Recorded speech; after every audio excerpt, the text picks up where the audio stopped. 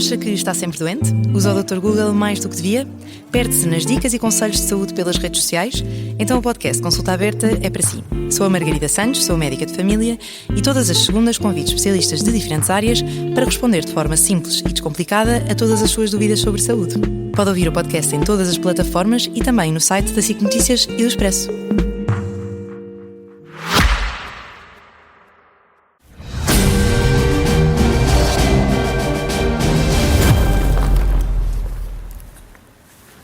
Nuno Rogeiros, muito boa tarde. Vamos desde já ao discurso do Primeiro-Ministro, Luís Montenegro, Presidente do PSD, apontar também temas a nível internacional, desde logo o Conselho de Segurança da ONU, mas também independência energética.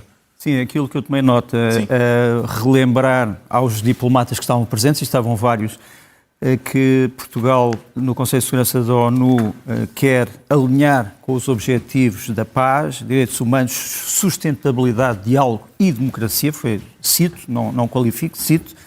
Falou realmente na autonomia estratégica na área, não só da energia, mas em toda a infraestrutura crítica. É bom que Portugal consiga passar das palavras aos atos, e para já são palavras, tendo em conta o que se passou com o famoso apagão, em que a nossa autonomia estratégica do ponto de vista energético deixou muito a desejar. Falou também na língua, na proteção das comunidades portuguesas espalhadas pelo mundo. Portugal fala sempre muito disto da diáspora, mas nem sempre a diáspora está presente quando é preciso, no sentido de que nem sempre é acarinhada, nem sempre é trazida, e é muito importante que se fale nisso. Depois, há uma referência para mim ainda um bocadinho tenue sobre este famoso fundo soberano para empresas estratégicas. Eu não sei se este fundo soberano também poderá abranger, por exemplo, participações do Estado em empresas internacionais que tenham valor estratégico para Portugal. Inteligência artificial. O Amália. Enfim, podíamos lhe chamar qualquer outra coisa, mas pronto, Amália parece que é o nome oficial. Salientou aqui o Primeiro-Ministro que ele terá uma grande importância no diálogo dentro das Forças Armadas, em operações, em planeamento, nos três reps. E depois fechou-se com uma referência que eu acho que é dirigida, pode ser dirigida a vários partidos, incluindo ao Chega, que foi o relembrar que este governo quer planear as comemorações dos 900 anos de Portugal, da Fundação de Portugal, em Guimarães, lembrando 1128 e a Batalha de São Mamede, uma batalha crucial. Eu diria que o atual Primeiro-Ministro, ao contrário do Primeiro-Ministro britânico, não tem ainda atrás de si um Andy Burnham, ou seja, alguém que o queira substituir para já. Que poderá mesmo acontecer. E o Chega também não é o Reform, ou seja, aquilo que é a progressão do chamado Partido Populista no Reino Unido é já uma grande ameaça aos partidos tradicionais. O Chega é um produto dos erros dos partidos tradicionais, e é escusado as pessoas rasgarem as vestes perante o Chega, porque ele continuará a crescer sempre que haja erros dos partidos tradicionais. Mas a situação britânica e a situação portuguesa são situações diferentes, e eu vejo nos astros, embora eu não seja um astrólogo, mas vejo nos astros da criação em Portugal de uma nova maioria relativa entre o PSD e o PSD-CDS e a Iniciativa Liberal, em vez de PSD e Chega. O Chega não é querido nem pelo PS, nem pelo PSD, o que pode ter vantagens e desvantagens. Ou seja, o Chega pode crescer precisamente porque se torna diferente dos outros, ou pode decrescer porque os outros podem tentar canibalizá-lo. Vamos avançar, mas antes apenas anunciar que temos uma investigação leste a oeste, vamos a ela mais à frente, e também tens uma entrevista especial com a Direção de Investigação Criminal da PSP. Sobre o crime internacional e sobre a cooperação internacional da PSP nessa área. Mas começamos pelas questões das alianças, ou espécies de alianças. Esta semana tivemos o G7, mas vais começar pela NATO.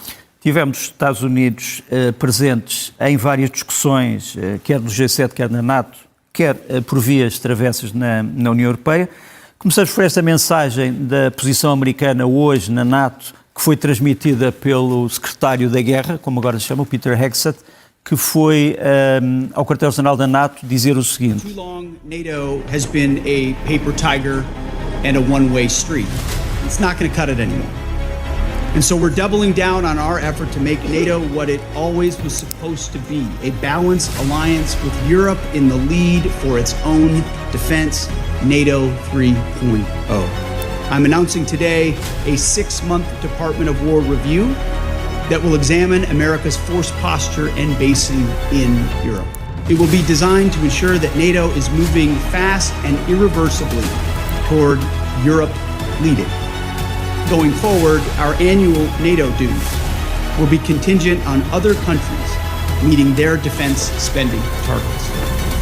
Where other allies do not spend with urgency, our dues contributions will go down. This is the right thing to do by the American people, and it's time. Portanto, percebemos o que é que se vai passar. NATO 3.0, ou investem ou nós recuamos. Exatamente, ou deixamos de investir. Portanto, ou investem ou nós vamos rever a nossa política financeira em relação ao vosso país. Isto também tem a ver com alianças, tem havido uma grande reflexão nos Estados Unidos sobre o que são alianças, quem são os aliados, quem são os amigos, quem são os inimigos. E eu lembrei-me disto a propósito desta entrevista automobilística em que o antigo presidente dos Estados Unidos, Joe Biden, conversa com o Jay Leno, como sabes, era um dos grandes apresentadores do humor nocturno Late Night Show americano. O Jay Leno tem um programa chamado Jay's Garage, que é uma brincadeira com uma famosa expressão americana, e ele vai a guiar o Corvette do Joe Biden e vão falando sobre outras coisas, entre outras coisas, sobre alianças. Isto passa, e sobretudo em relação à Ásia e à China. Isto numa altura em que, como tu sabes, foi anunciado que Donald Trump vai outra vez à China, agora aparentemente com uma tarefa mais executiva. Mas vamos ver o que é que Biden diz a Jay Leno sobre alianças e o papel americano no mundo e sobretudo no Pacífico. With Xi Jinping, and I spent a lot of time with him breaking down that relationship. And we were meeting, he said, why do you call yourself a Pacific power? I said, we are a Pacific power. And this is a true story. I said, look, what do you think China would be now if it weren't for the United States being a Pacific power? You think you'd be where you are now? He looked at me. I said, no. Yeah. I said, we are more in the Pacific Ocean than all of China combined. We are a Pacific power. Right. Period. And we are. I mean, think about, all the way up to... Oh, yeah, I think about it like... I remember when, after World War II, all the Germans wanted to surrender to Americans, not Russians, because they knew in America they'd get a fair shot. Bingo, bingo, bingo. I remember reading a book about some Japanese prisoners that were captured and came to America. And the first day at the meal, they were given meat, and they thought, oh, this is a trick. It's poison meat. Don't eat it, Then they saw everybody eating it, and they realized, well, maybe it's not poison, And then they were drinking Coca-Cola and eating hamburgers. And one of the Japanese who spoke English asked the prison guard, why do you treat us so well? And the prison guard said, because someday we're going to be friends. And, I like that kind of... By the way, absolutely. I like that kind of thinking. Oh, everybody thought I was crazy when I was president. You have this horrible situation that lasted for decades where the South Koreans are allies of the Japanese and they hated each other and ended up getting the South Koreans and the Japanese to bury the hatchet at Camp David 60 years later. Yeah. And that made us a hell of a lot more secure and strong. Yeah. Look, the one thing that really bothers me about where many of my Republican friends are, even the ones that aren't crazy, is they really underestimate the value of alliances. Right. The reason why we're so secure is because of NATO, for God's sake. Yeah. Attack on one's attack on all. What happened on 9/11? Who's the first guys that came to our defense? NATO. Right. Well, Mr. President, thanks for letting me drive your Corvette. I really appreciate it. Well, I tell you, you're a good driver, man. I don't think I'd let anybody drive this thing, do you? There you go. And besides, when we get back to the garage, maybe I can drive your Corvette. You want to drive mine? Yeah. Will the Secret Service allow that? I have to warn you, I might be tempted to jump on and get off the property. All right, well, let's see what happens when we get back. Okay. E passando de coisas sérias, mais ou menos sérias, para coisas realmente sérias, aparentemente os russos descobriram agora, a liderança do Kremlin descobriu agora que os Estados Unidos estão realmente a mudar de posição face à Ucrânia e, portanto, também face à Rússia. E, portanto, o Sr. Lavrov veio já dizer que os Estados Unidos não podem ser mediadores no conflito entre a Rússia e a Ucrânia. Isto tem a ver também com alianças e o desfazer de ilusões. есть ощущение, понимаете, что может произойти опять изменение подхода, как это произошло после встречи в Анкоридже, где были достигнуты понимания. Сейчас все про дух говорят, что дух выветрился. Дух, он не имеет отношения к пониманиям. Понимания были четкие. И они достигнуты были на основе согласия президента Путина с предложениями, которые американская сторона представила. Но перемены бывают и в одну сторону, и в другую. Вот недавно мой коллега Марко Рубио, выступая на слушаниях в Конгрессе, сказал, к нашему удивлению, что США не может быть посредником по украинским делам, потому что США полностью поддерживает Украину. Они действительно поддерживают Украину, и не только путем продления байденовских санкций, но и путем принятия собственных санкций, путем принятия специальных программ Пентагона по оказанию содействия военно-промышленному сектору киевского режима. Но, тем не менее, мы никогда не возражали, чтобы при всем при этом и при том факте, что США хотят российские компании с мирового энергетического рынка вытеснить полностью, они такую цель открыто продекларировали. При всем при том, мы ценим, что никогда администрация Трамп после возвращения в Белый дом не отрицала необходимость диалога. И президенты общаются, вот на Аляске была встреча, по телефону регулярно общаются, совсем недавно был очередной контакт. И приезжают к нам господа Уиткоф и Кушнер. Я на связи с Марко Рубио, было несколько личных контактов. И по телефону мы разговариваем периодически. Но, конечно, мы хотим, чтобы этот диалог, сам факт которого мы приветствуем, на контрасте с европейцами, которые кичатся своими принципами некими, я не знаю какими, и говорят, что, в общем-то, разговаривать с Россией можно только с позиции силы. Bom, é evidente que todos falam com a Rússia numa posição de poder e é importante explicar que uma coisa é ser mediador, outra coisa é falar. Por exemplo, se a Rússia um dia se decidir a retirar da Ucrânia, terá que falar com alguém. Ou com os europeus, ou com os americanos, ou com os próprios ucranianos. Se decidir uma outra via, também terá que falar com alguém. Portanto, falar e mediar são coisas diferentes. A verdade é que, infelizmente, a atual posição russa tem feito com que Moscou seja uma espécie de polo de união de todos os outros que não estariam unidos se não fosse Moscou. Ou seja, a união do G7, da NATO, da União Europeia, faz-se não porque todas as pessoas gostem muito umas das outras ou porque os regimes sejam verdadeiramente amigos, mas porque sentem um perigo na atual posição imperialista russa. Aliás, ela por necessidade.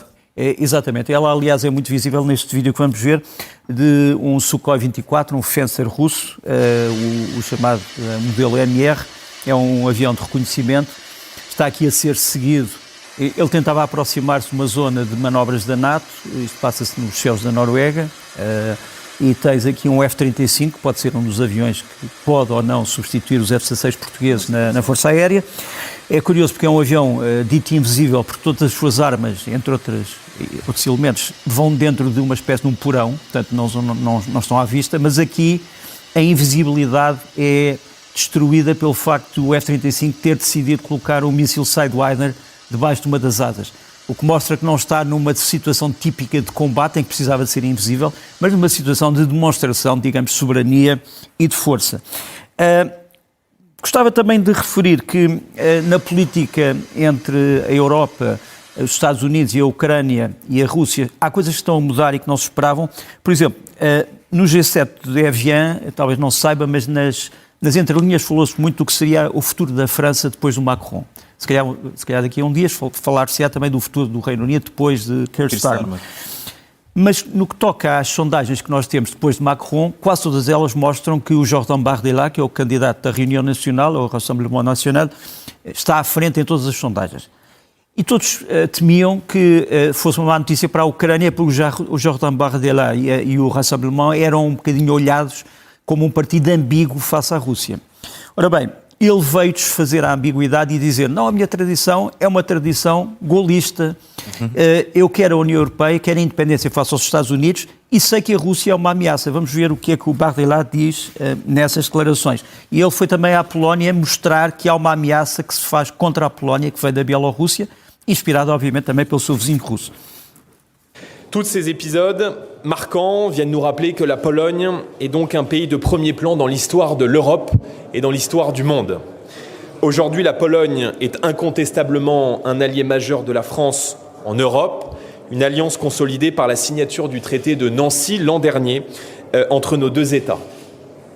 Parce que la Pologne est aussi une porte d'entrée de l'Europe, nous nous rendrons dans quelques minutes au centre opérationnel de Frontex, puis demain à la frontière biélorusse, là où les événements des dernières années nous ont rappelé à quel point ce pays, ainsi que son allié la Fédération de Russie, cherchaient à menacer et à contester les intérêts de l'Europe.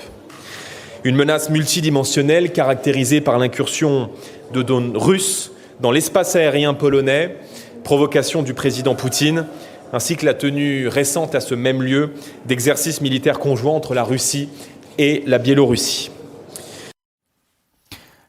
Como tu sabes, a posição da Bielorrússia neste momento está muito visível, sim, porque a própria Ucrânia diz que a Bielorrússia tem no seu território uma série de mecanismos eletrónicos que permitem aos drones russos atacar com mais eficácia a Ucrânia. Portanto, o que a Ucrânia tem dito é que se a Bielorrússia não fecha esses reparos eletrónicos, por isso simplesmente a Ucrânia pode ter que atacar, destruir esses alvos.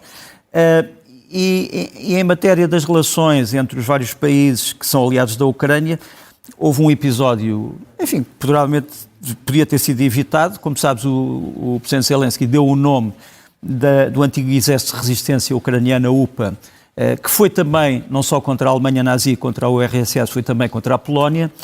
Esses combatentes também lutaram contra os polacos, envolveram-se em atos que hoje consideraríamos reprováveis e que foram reprováveis. E, portanto, a Polónia sentiu-se ofendida e retirou à Ucrânia e ao presidente da Ucrânia a mais alta condecoração polaca, que era a Ordem da Águia Branca. Vamos ver aqui uma fotografia em que essa Ordem da Águia Branca foi conferida a Zelensky pelo antigo presidente polaco. Sim. Há 3 anos. Há 3 anos, exatamente. O Zelensky disse muito bem que era tirar a condecoração, enviou pelo correio. E vários altos dirigentes ucranianos que receberam a mesma condecoração também entregaram, o que mostra que neste momento as relações pessoalmente não são muito boas entre Varsóvia e a Ucrânia e, no entanto, são 2 países que têm que se dar bem. Houve também outro escândalo que podia ter sido evitado e nós falávamos há bocadinho aqui do facto do Bardella, que parecia um antigo aliado de Trump, parece neste momento ter adquirido uma maioridade erráticas, Trump. E a senhora Meloni também veio, de certa forma, declarar uma espécie de um grito de Ipiranga. O que é que aconteceu? O que aconteceu é que o Donald Trump terá dito a um jornalista italiano que a Meloni se pôs em bicos dos pés para tirar uma fotografia consigo, que ele teve muita pena, que a achou desesperada e pronto, lá tirou. Temos aqui o vídeo em que Giorgia Meloni veio dizer que a Itália não se verga, nem pede, nem si põe de joelhos perante ninguém. Dunque, certe cose meritano una risposta immediata. Le dichiarazioni di Donald Trump sono dichiarazioni totalmente inventate, sono francamente allibita, non so perché il Presidente degli Stati Uniti si comporti così con i propri alleati, non è del resto la prima volta che accade, posso solo dire che dispiace che non abbia la stessa determinazione con i nemici dell'Occidente, con i nemici degli Stati Uniti, con leadership con le quali invece si dimostra molto più accondiscendente. Però una cosa se la deve ricordare, io e l'Italia non imploriamo mai. A suposta entrevista, vou mostrar aqui, em que não se ouve a voz de Trump, houve só uma transcrição em italiano. Foi muito estranho isto. O jornalista telefonou para a Casa Branca, houve uma resposta de Trump, mas ele alegou que a Casa Branca não permite a divulgação de entrevistas telefónicas em língua inglesa, apenas em traduções. Eu nunca tinha ouvido falar disso. Portanto, nós não temos a certeza absoluta de que Donald Trump disse mesmo estas coisas que eu acabei de dizer, ou em que tom é que as disse. Não temos a certeza. E, portanto, tudo isto é um escândalo. A questão do tom fez um post na Truth Social. Mas repara, mas do ponto de vista jornalístico é espantoso que o chamado corpo do delito não existe, porque eu não tenho as palavras originais de Trump em inglês, mas pronto, as coisas passaram-se assim e, como sabes, a solidariedade face a Meloni, agora só faltava haver um próximo episódio em que Trump diz: sim senhor, nós tivemos um problema, mas eu não disse isto que dizem que eu disse. Imagina que agora havia o próximo capítulo. Agora, o ministro dos Estrangeiros italiano já não vai aos Estados Unidos por causa disto. Os parceiros da coligação italiana também se solidarizaram com a senhora Meloni, toda a Itália se solidarizou e realmente isto não foi muito bom para aquilo que pareciam ser alguns aliados políticos de Donald Trump. Mas a vida é assim. O que é normal é que a NATO, apesar de todos os problemas que nós temos visto, são problemas de personalidades, continua a funcionar e o chamado SOFCOM, que é o Comando de Operações Especiais da NATO, que está em Casteau, na Bélgica, o quartel-general, lançou agora um elogio em vídeo ao CTOE, ao Corpo de Tropas de Operações Especiais português, sediado em Lamego, dizendo que é um dos corpos de excelência das Forças de Operações Especiais da NATO, e deixo aqui este vídeo. E gostava já agora também de referir que, e para terminar esta parte sobre as alianças, ou pseudo-alianças, ou futuras alianças, ou ex-alianças, não sei como é que é de chamar a isto, queria mostrar-te esta imagem. Aparentemente, também do ponto de vista técnico, a Europa percebeu uma coisa, e os países europeus da NATO perceberam uma coisa. Não basta falarem na capacidade de defesa. Quer dizer, ou criam novos produtos, ou então tudo isso são palavras. E realmente, os maiores países da NATO, que são países europeus, a França, a Alemanha, o Reino Unido, a Polónia, a Suécia e a Itália, decidiram investir num novo míssil balístico de alcance considerável, que pode ir até aos 2.500 km, e é o chamado projeto ELSA. Há bocado tínhamos ali o projeto Amália, agora temos o projeto ELSA. O míssil é o B-Strike. O míssil é o B-Strike e realmente qual é a ideia? A ideia é a Europa, os membros europeus da NATO, terem um projeto que seja rival dos projetos russos que conseguem atingir a Europa. Sim. Isto é muito caro, isto é feito por um conjunto pelo grupo Ariane e pela Thales, mas enquanto esta tecnologia não estiver totalmente pronta, talvez haja um projeto interino que é feito com tecnologia vinda de onde? Da Ucrânia. Nuno, próximo tema muito atual, o memorando de entendimento entre Estados Unidos e Irão. Há pouco víamos as imagens de J.D. Vance já na primeira ronda de negociações. São 14 pontos, vais detalhá-los aqui, mas ambas as partes gritam vitória. Isto é um bom, é um mau acordo e para quem? Eu mais do que detalhar os 14 pontos, eu devo dizer que nós, na SIC, fomos os primeiros a divulgar o acordo na terça-feira, nos Jogos de Poder. Houve 3 versões que circularam por todo o mundo nessa altura. Há uma versão que foi a versão acordada, depois havia uma versão iraniana que não foi aprovada e uma terceira versão que foi avançada pela Al-Arabiya e que também não se confirmou. O acordo é este que temos aqui. Nós temos aqui o presidente do Irão a mostrar a assinatura do acordo. O acordo foi assinado na última hora do dia, no último domingo, os 80 anos de Donald Trump, e depois foi oficialmente reassinado no tal Tratado de Versailles na quarta-feira.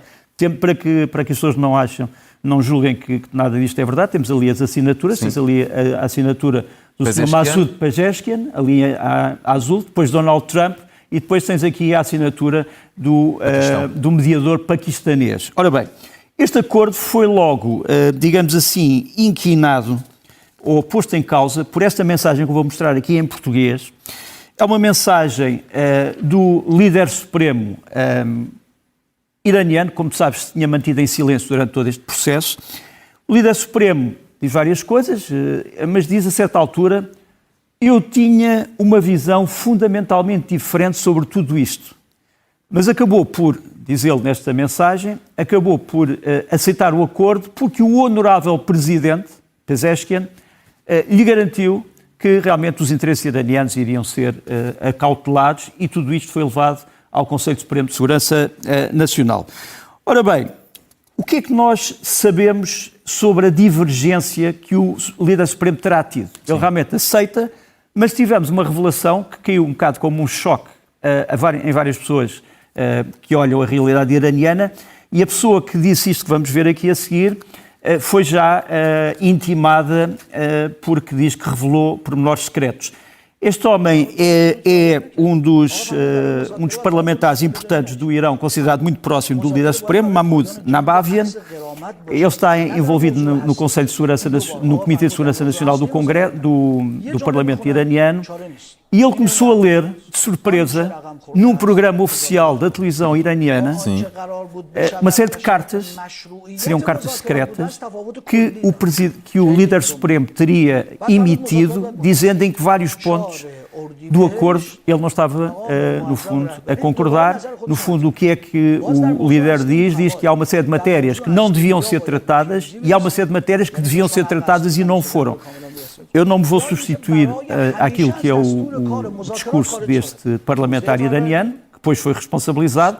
Ele diz exatamente as datas, diz as matérias, diz quando é que as cartas foram escritas e, no fundo, divulgou algo que agora se veio a verificar. Perante a lei iraniana, terá sido uma infração ao Código sobre Segredos de Estado. Ou seja, ele teria violado o dever de confidencialidade de um parlamentar.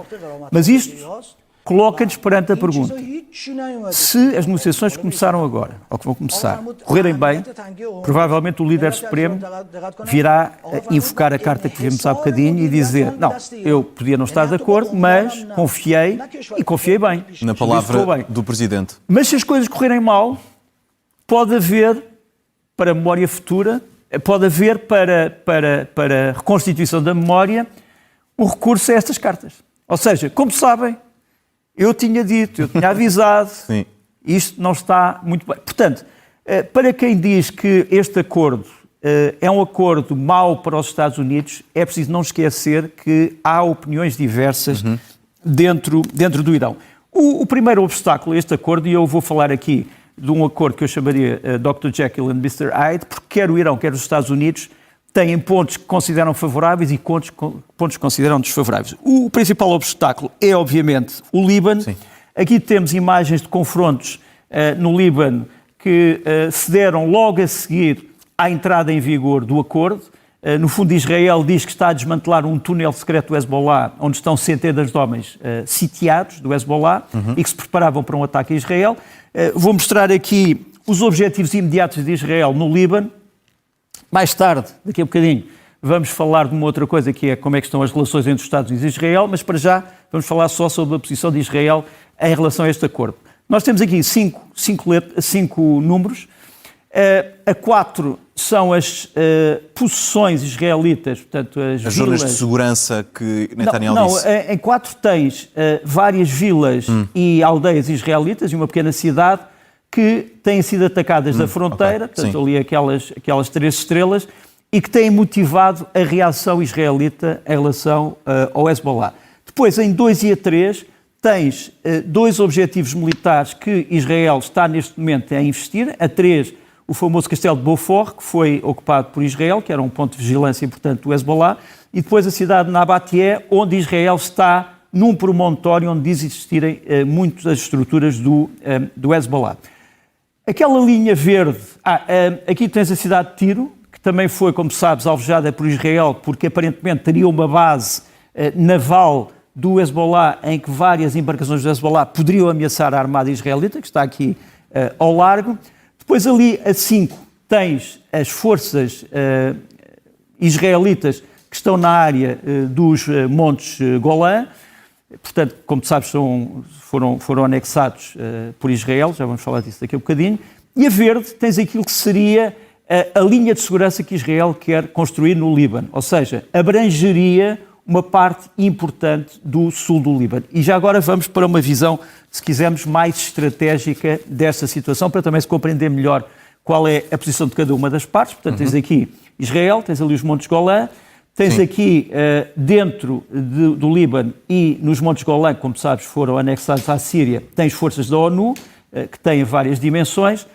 No sul do Líbano tens também as Forças Armadas Libanesas, as FAL, Sim. Tens o Hezbollah, tens as tais forças da ONU e tens as forças de defesa de Israel. Tudo a sul do rio Litani, sim. Tudo, portanto, tens uma acumulação destas forças todas a sul do Litani. Sim. Ora bem, o que Israel quer é construir uma presunção de segurança física, realmente aqui, mas para isso terá que passar por muitas fases e por muitos confrontos. Então a grande questão é saber, esta situação vai fazer descarrilar totalmente o acordo ou não? É isto que neste momento estamos a discutir, ou que está a ser discutido em Burgenstock, no lago Luzerna. Portanto, primeiro problema em relação ao acordo, a questão do Líbano. A questão do Líbano que não é indicada no acordo, no memorando, como sendo obrigatória a retirada de Israel, mas diz-se que é obrigatória a cessação de hostilidades. O fim dos combates. Segundo ponto que neste momento me parece importante e que é importante porque acho que é um retorno e, digamos, é uma derrota estratégica do Irão nesta zona. O Irão é membro da chamada UNCLOS, a Convenção da ONU para o Direito do Mar. E a Convenção da ONU para o Direito do Mar, que o Irão assinou, mas que nunca ratificou no seu Parlamento, é uma convenção, como tu sabes, estabelece vários tipos de direitos dos Estados costeiros. Sim. Uma coisa é o mar territorial, 12 milhas, depois a chamada zona contígua de 24 milhas, em que não há, digamos assim, soberania estatal, mas pode haver controle de alfândega e controle de segurança. Depois a zona económica exclusiva, onde os Estados podem explorar economicamente, em exclusivo, os recursos, mas não se trata de água costeira do Estado, é apenas uma água para exploração económica. Depois a plataforma continental e depois os chamados alto mares. O Irão reconhece isto. E isto tem consequências. No mapa que vamos mostrar, é que a largura máxima do Estreito de Hormuz, vou-me aproximar outra vez Portanto, a largura máxima do Estreito de Hormuz é de 60 milhas. Ora bem, cada um dos Estados costeiros, que é, no fundo, o Estado do Omã. Depois tens aqui uma zona que é uma zona controlada pelos Emirados Árabes Unidos e depois tens o Irão. Ora bem, falando dos dois Estados principais, o Omã e o Irão, cada um deles controla 12 milhas, segundo o acordo da UNCLOS que vimos há bocadinho, e que o Irão reconhece, ou reconhecia, e que agora voltou a reconhecer, depois de um hiato. Isto quer dizer que nem o Irão, nem o Omã podem reivindicar totalmente o controle do Estreito de Hormuz. Eles só têm direito, no fundo, a 12 milhas das 60. Ou seja, 24 milhas em 60. E isso é importante porque isto foi reiterado pelo Irão, que durante os meses da guerra disse, não, nós vamos assumir o controle total do Estreito. Quer dizer, a história da UNCLOS, da Convenção do Direito do Mar, podemos ter assinado isso. Mas cai por terra neste momento. E neste momento cai por terra e o Irão volta à situação do direito internacional. Isto aqui é a linha azul, é a linha do bloqueio americano, que acabou neste momento, e a que fica é realmente o direito que está no memorando de os dois Estados, o Omã e o Irão, controlarem o Estreito de Hormuz e coordenarem-se com os outros Estados do Golfo, porque não te esqueças, os outros Estados do Golfo têm também várias reivindicações. Portanto, nesta zona e nesta zona há várias ilhas que são reivindicadas pelos Emirados Árabes Unidos e que estão, no entanto, ocupadas pelo Irão. Portanto, a situação territorial no Golfo e no Estreito é muito complicada e o Irão não queria que se verificasse uma espécie de consignação do direito internacional neste Estreito. O que eles diziam era o Estreito é iraniano e só iraniano. Isto foi, obviamente, um largo recuo. O segundo ponto, ou o terceiro ponto, é o ponto nuclear, que também vai estar aparentemente hoje em discussão. Aliás, não é por acaso que o diretor-geral da Agência Internacional de Energia também Atómica, estará na Suíça, o embaixador Grossi, está na cidade de Suíça, para grande escândalo dos radicais iranianos, que dizem o que é que este senhor está ali a fazer? Todos nós sabemos que o nuclear não devia ter sido discutido agora, era só muito mais tarde. Portanto, o que é que este senhor está cá a fazer? Mas a verdade é que o acordo... Mas porquê, Nuno? Porque pode atrasar ainda mais as negociações? Não, é o contrário. O que o Irão não queria era que fosse já decidido algo sobre o nuclear. Portanto, se atrasasse não era mau para o Irão. E, portanto, isto leva-nos ao o que é que o acordo explica sobre o nuclear. Primeiro havia uma teoria de que o acordo não iria tratar da questão nuclear. Mas a verdade é que o acordo trata da questão nuclear. E o acordo trata da questão nuclear de várias maneiras. Por um lado, admite o nuclear civil. iraniano. Nós temos aqui um dos antigos presidentes do Irão, o presidente Rouhani, que está a visitar precisamente a central nuclear civil de Bushehr. E este nuclear civil é olhado de bem pelos dois negociadores dos Estados Unidos. Dizem, se for um nuclear civil, muito bem, podem manter o status quo. O problema é o nuclear militar, que está totalmente proibido, e o chamado urânio enriquecido, que estará, algures, enterrado aqui na zona de Isfahan. O que é que o acordo diz sobre o assunto? É muito interessante, porque o acordo, na versão real que nós recebemos na terça-feira, que eu disse nos Jogos de Poder, afirma o seguinte: o Irão não pode construir nem adquirir uma arma nuclear. E a discussão é que, na primeira versão, que apareceu noutros sítios, é que não pode construir. Mas o adquirir é muito importante. Demorou 4 dias a negociação para se pôr a palavra adquirir. E foi por insistência de Marco Rubio que se colocou lá essa palavra. E também por insistência, obviamente, de Donald Trump. Porque a ideia era, não é só a questão de vocês não poderem ter tecnologia para fazer uma arma nuclear. Se alguém tiver uma arma nuclear e se por acaso vos quiser vender eu devo dizer que a presunção não era de nenhum dos países conhecidos do acordo de não proliferação, portanto não era uma acusação nem à Rússia nem à China, mas podia ser uma acusação à Coreia do Norte. Ou seja, se o Irão, por exemplo, não construísse uma arma nuclear, mas a tentasse adquirir da Coreia do Norte, seria-se permitido ou não? Não é permitido, segundo o memorando, isso ficou bastante claro e vai mais uma vez ser reafirmado nas conversações que começaram hoje. Vamos ver, hoje à noite na Guerra Fria, eu espero que na SIC, acho que vamos falar sobre o assunto, mas é muito importante saber como é que vai ser clarificada ainda mais esta linguagem. Depois, a questão dos famosos 350 mil milhões para a reconstrução do Irão. Quando apareceu a cláusula no memorando, dizia-se e diz que são os Estados Unidos que vão criar, orientar este fundo. Não se diz que são eles que vão pagar, mas diz que são eles que vão criar este fundo. Sim. Isto levou logo uma discussão nos Estados Unidos, dizer, mas agora vamos pagar 350 mil milhões ao Irão. Diz que nem um cêntimo sairá dos contribuintes, exatamente. A que título? E o Donald Trump disse, não é um cêntimo, nem um cêntimo sai. Sim. Isto é dinheiro que nós vamos construir, vamos propor, mas quem vai pagar? Os países do Golfo Pérsico. São estes senhores, é o Conselho de Cooperação do Golfo, que está aqui com representantes da ASEAN. Já agora, será que a ASEAN também poderia estar envolvida neste acordo? É uma entidade que não tem nada a ver com o Golfo, mas nunca se sabe. Portanto, a tese americana, Trump, leia-se Trump, sim senhor, 350 mil milhões, sim senhor, fundo de reconstrução, mas isto não é uma indemnização que nós vamos pagar ao Irão. Nós nem sequer vamos pagar. Sugerimos só como é que deve ser construído o fundo e admitimos as licenças das companhias que queiram participar. Sim. Mas isto ainda vai fazer correr muita tinta, porque os países do Golfo vão ter que dizer se verdadeiramente querem contribuir ou não querem contribuir. Muitos foram atacados também durante a guerra. E depois há esse problema, é que os países do Golfo também acham que devem pedir indemnizações ao Irão. Sim. E esta é a questão económica, uma das questões económicas fundamentais e que vamos ver como é que vai ser, resolvida. Depois... As operações. As áreas, digamos assim, que não foram sequer os objetivos que não foram atingidos? E eu queria começar por te mostrar alguns vídeos para tentar perceber, para a nossa memória não nos atraiçoar, o que é que verdadeiramente os Estados Unidos diziam ser o princípio destas operações. O que é que causava a Epic Fury? Quer dizer, o que é que se pretendia com esta operação militar? Vamos ver primeiro declarações de Marco Rubio, que era o explicador em chefe da Casa Branca. Sim. The most important job any president has is to keep the American people safe. And every president says it, but we have a president that means it and does something about it. As the president outlined very clearly to the world on the night this operation began, Iran has been at war with the United States for 47 years. For 47 years, Iran has been killing Americans and attacking Americans across this planet. And other presidents had an opportunity to do something about it.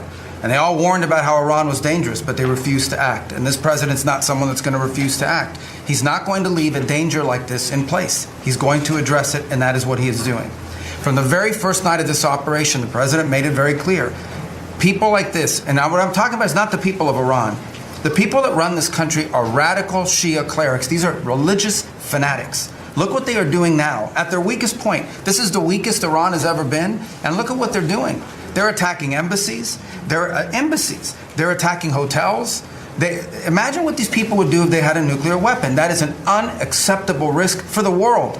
By the way, the president's not just doing a favor to the United States and to our people. This is for the world.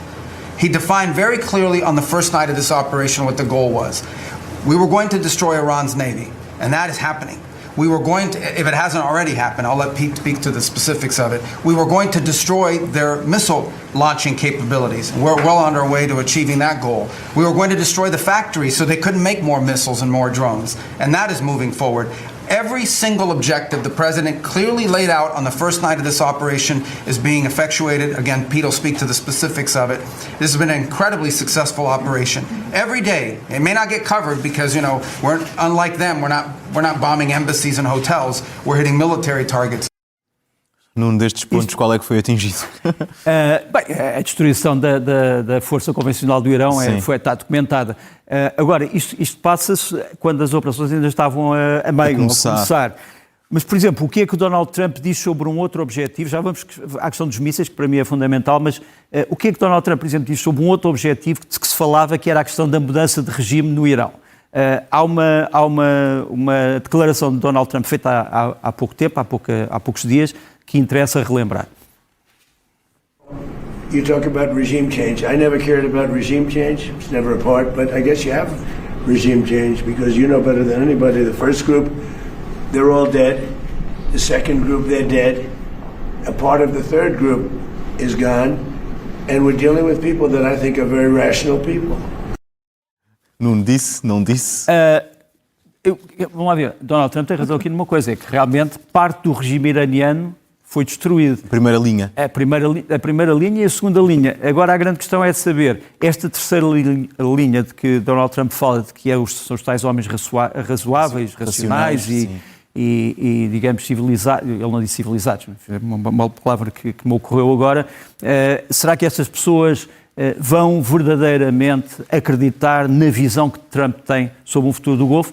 Não sabemos, por isso é que todos esperam que desta reunião em Genebra, em Lucerna, se possa fazer alguma luz. Sim. E saber também se o Irão finalmente vai à luz do dia dizer nós somos a favor disto, nós não somos a favor disto. Ainda estamos no princípio de um período muito interessante para análise. Mas vamos aos mísseis. Realmente, causou uma grande perturbação nos meios militares, a análise militar americana, a questão dos mísseis balísticos e os mísseis de cruzeiro iranianos, alguns deles com alcances que iriam até à Europa Central e até a certos países da União Europeia já mais próxima de Portugal, não aos Açores, mas à França e à Itália. Portanto, está provado que o Irão teria mísseis com essa capacidade, agora quantos não sabemos, com capacidade de destruição também não sabemos exatamente, mas a verdade é, como sabes, é que o Irão tinha e teve estes anos todos e estas décadas muito tempo para fazer vários tipos de mísseis com características diversas e que aparentemente saíram destas discussões, não entraram, e Marco Rubio veio agora dizer uma coisa que me parece interessante, e Trump também, mas vamos começar pelas declarações de Trump, dizendo porque é que os mísseis ficaram de fora. É uma explicação... Os balísticos. Os mísseis balísticos. Explicação curiosa. Country. So we'll be working on a parallel effort with the Gulf nations to address non-nuclear issues such as the conventional ballistic missiles, which we'll be talking about, and support. I mean, they have to have some because other people have some. You got to have some. Somebody said you shouldn't give them one. I mean, I have guys. I like some of these guys, but I don't think they're smart. Sir, you shouldn't let them have any missile.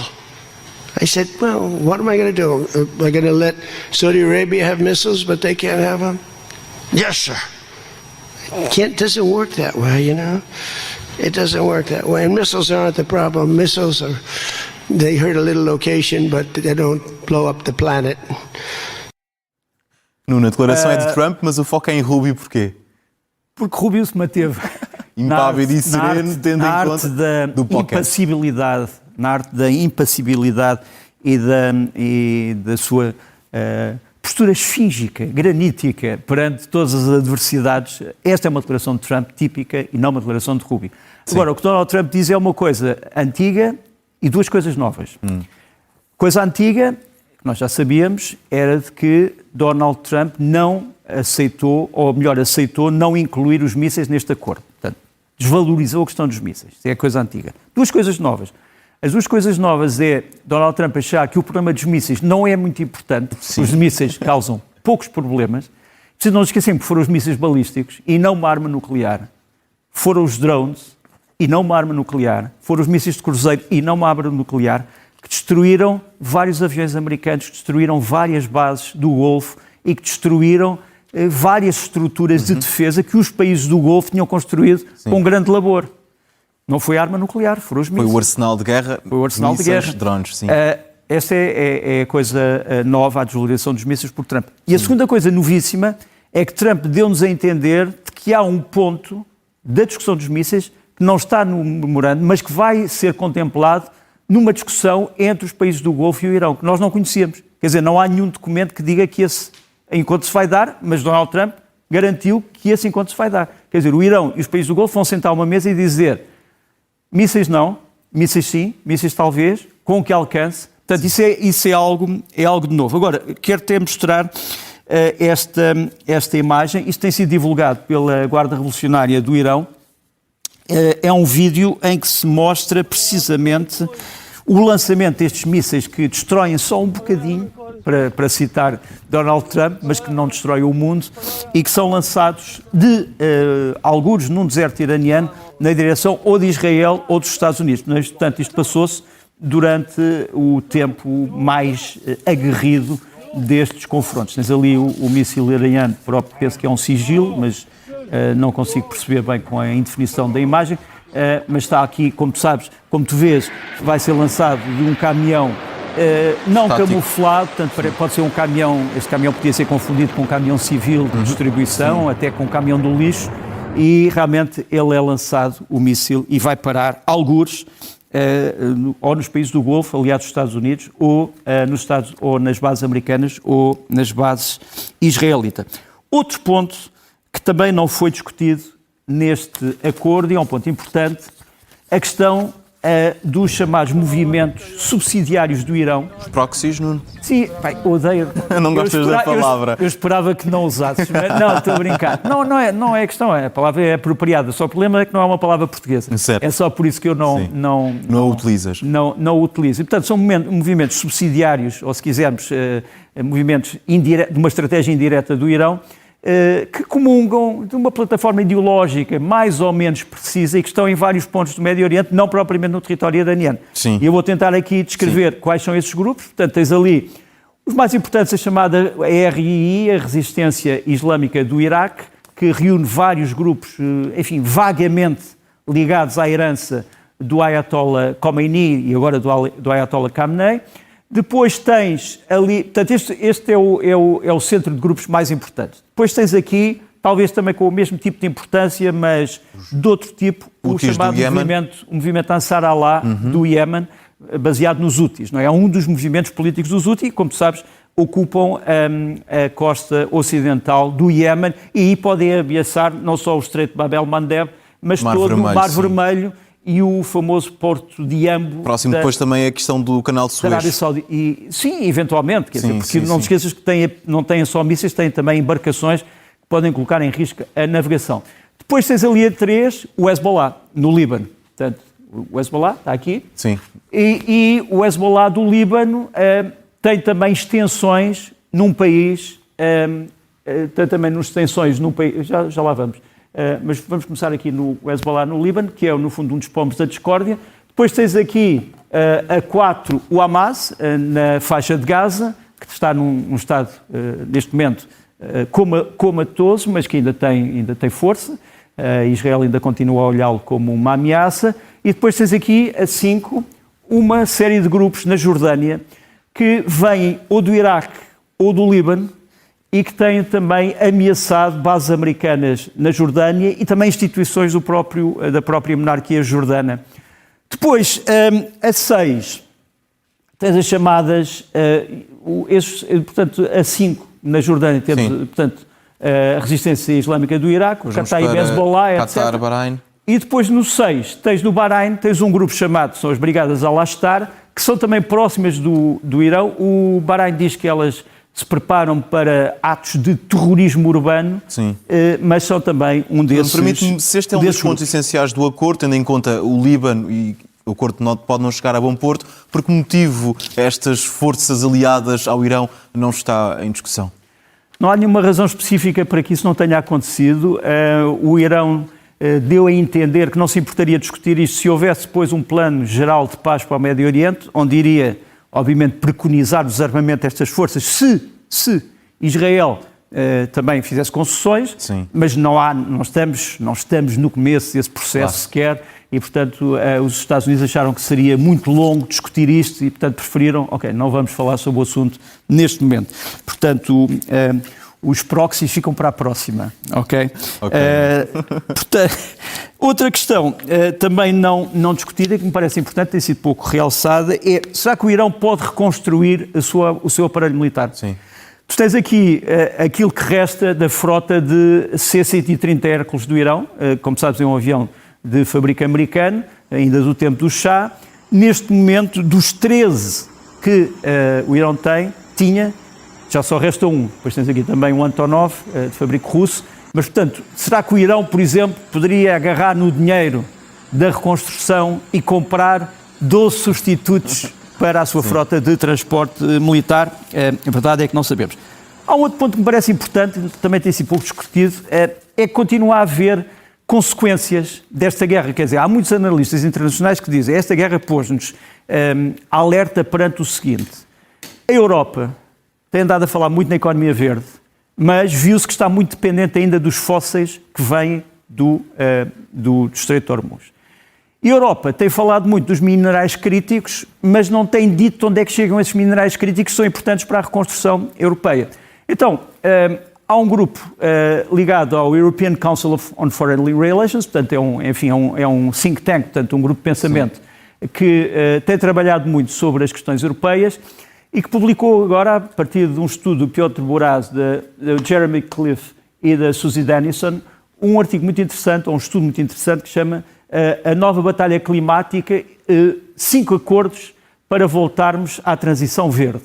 E a primeira coisa que eles mostram é que, já vamos ver como é que eles querem reabilitar a transição verde depois da guerra, quais são esses 5 acordos, podem desiludir as pessoas, mas aquilo que nós vemos é que a Europa estava num trajeto realmente de diminuição, de importação dos chamados combustíveis fósseis. Sim.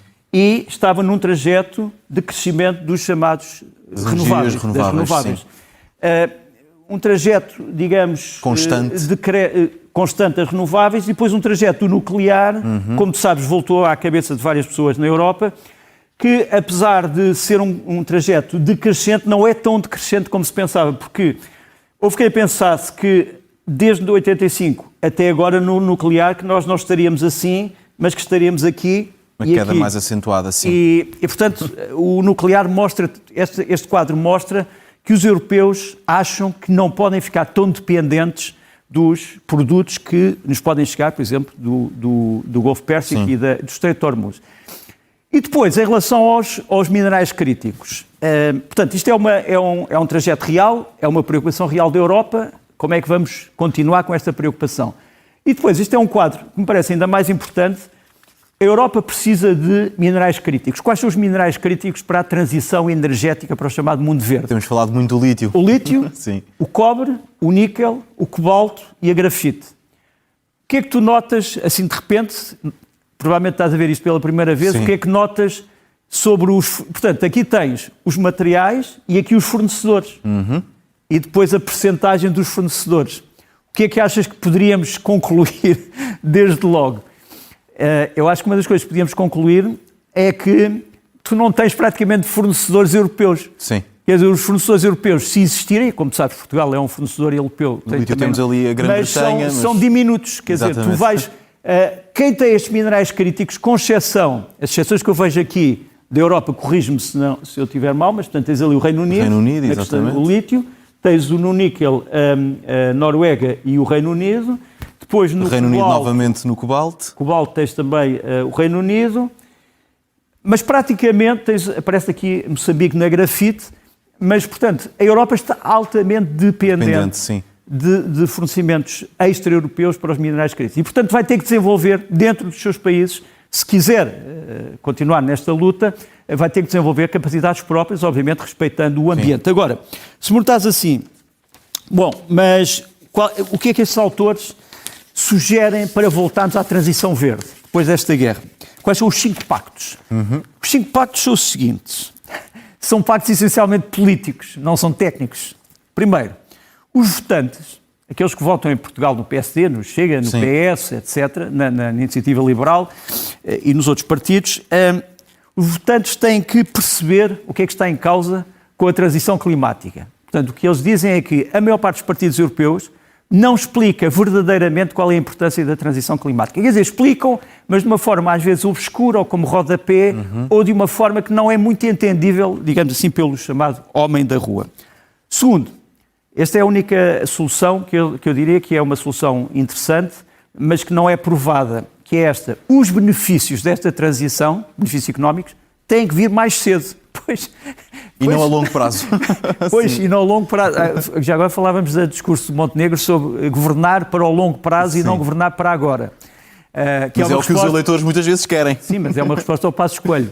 É uma resposta direta. Mas, quer dizer, a questão é, muito bem, a teoria está certa. Sim. Quer dizer, os benefícios económicos têm que chegar muito mais cedo. Mas como é que isso se consegue? Com mais investimento, com mais tecnologia. Portanto, mas é o segundo pacto, parece-me evidente. Se as pessoas virem que os benefícios económicos chegam mais rapidamente, obviamente mudam de ideias em relação à transição verde. Terceiro, distribuição justa dos custos da transição por todos os países europeus. Quer dizer, segundo estes autores, há países europeus que estão a pagar mais pela transição verde e outros estão a pagar menos. Parece a história das contribuições da NATO vistas pelos Estados Unidos, e tem que haver uma distribuição justa, um burden sharing europeu na energia verde.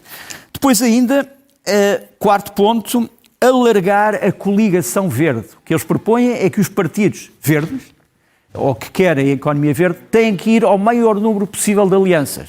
Quer dizer, em vez de serem pequenos partidos verdes, tem que haver grandes partidos verdes na Europa. Pronto, sim, mas como é que isso faz?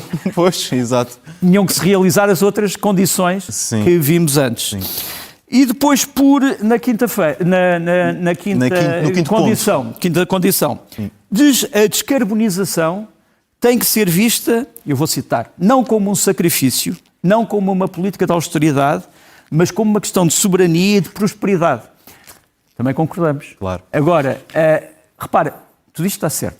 Os meios é que ainda não nos aparecem tão bem especificados. Nuno, falámos sobre o Irão, acordo, vamos falar agora sobre a Ucrânia e sobre uma semana que ficou marcada pelo maior ataque de Kiev a Moscovo, à capital.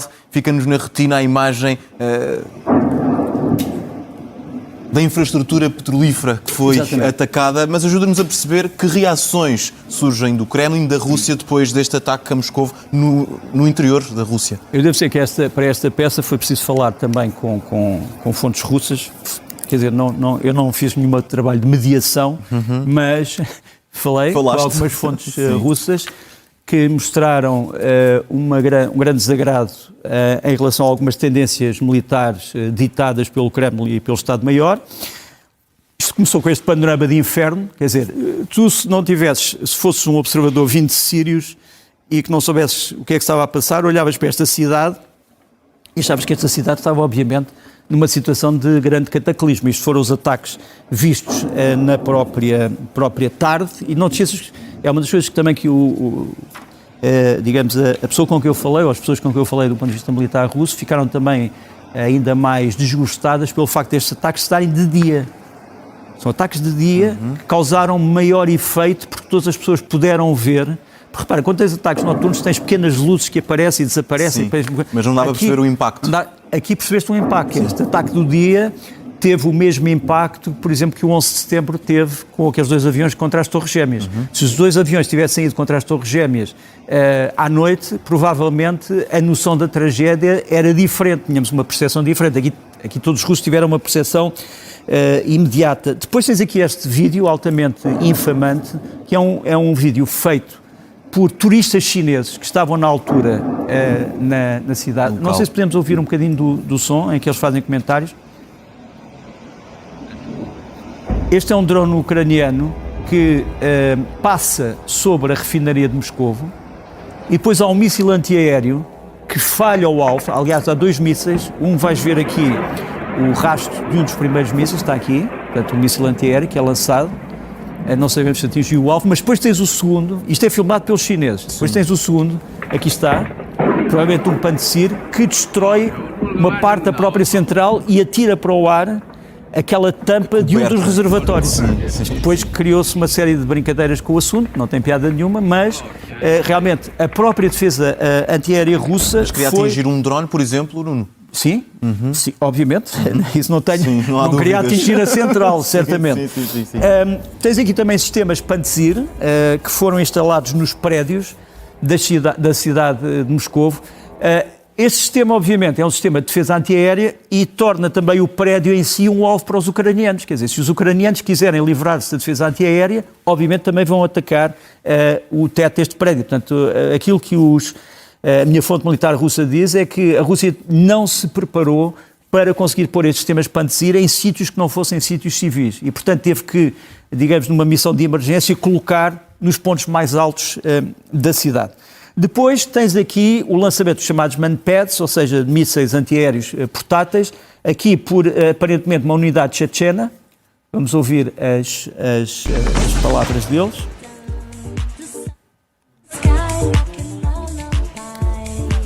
Tens aqui, no fundo, a destruição e depois tens uma unidade chechena que, no fundo, tenta...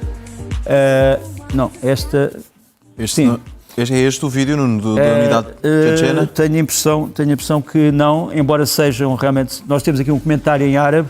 Não é este, é um comentário em árabe. Mas eu não sei, podemos ter o som ou não?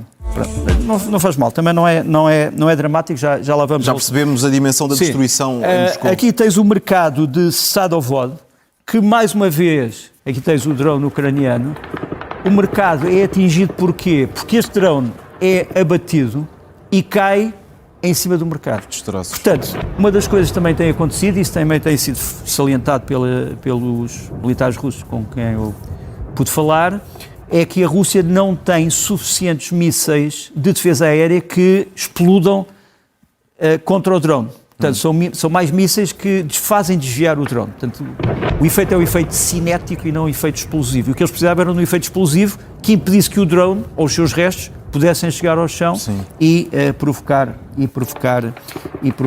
danos. Tens, aliás, aqui um outro elemento também para provar aquilo que eu referi.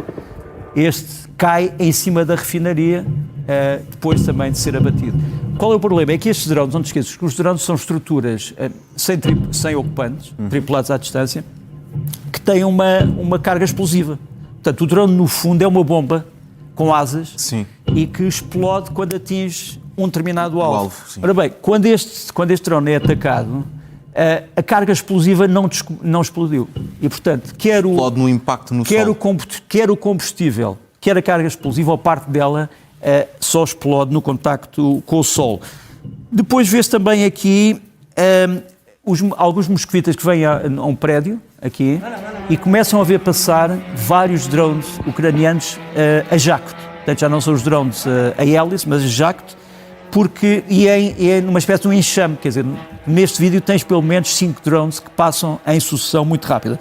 Os ucranianos usaram praticamente todos os seus tipos de drones. Utilizaram os FP1 e os FP2, os Lyuti da empresa Antonov, os Morocca Jacto que estão aqui, 2 tipos do chamado drone míssil Bars, os drones Behemoth e os drones Sishen. Portanto, estás a ver a quantidade de modelos que foram usados para o mesmo objetivo.